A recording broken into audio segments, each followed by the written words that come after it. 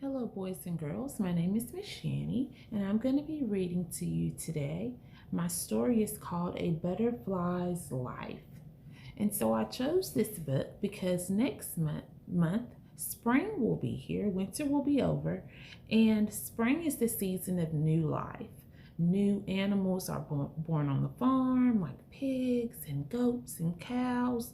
New um, flowers bloom and the grass turns green, and new insects and bugs will be born as well. And so butterflies are an insect, and that's why I chose to read A Butterfly's Life, written by Donna Hurwitz Rice. She's the author. She wrote the words in this book. Here we go. First, there is a butterfly. And you can see that butterfly is just sitting on a flower, probably drinking some nectar or sweet juice from the flower. It will soon be a mother. The mother butterfly lays eggs. And you can see those little eggs are really, really, really tiny. I have some models here of the butterfly life cycle. Here's my little egg. And here's my word egg. Now, butterflies are really picky. They just don't lay eggs on any kind of flower or any kind of leaf. They like to lay their eggs on milkweed plants. And I just happen to have some milkweed seeds at home with me. And that shows you what a milkweed plant actually looks like. She lays her eggs on a plant. The plant will be food for her babies. Finally, the egg hatches. And the word hatch means to break open. So the egg will hatch and out will come a little caterpillar. There's my little model caterpillar. And there's my word. Caterpillar is a very long word. There's my word, caterpillar.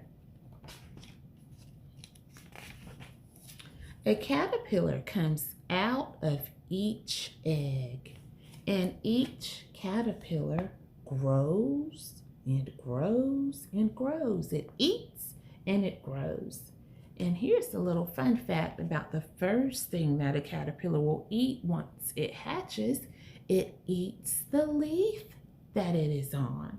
So that caterpillar is eating the leaf that the egg was on, probably a milkweed plant. Later, each caterpillar becomes a pupa. Now, a long time ago, we would call the pupa a cocoon.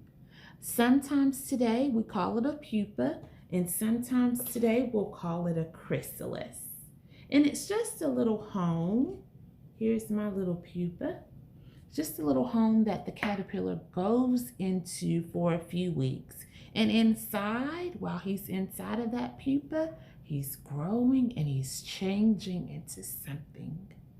Inside its hard shell, the pupa changes. And if you look at that picture, you can see the pupa is clear like. It's changed from green to a clear color.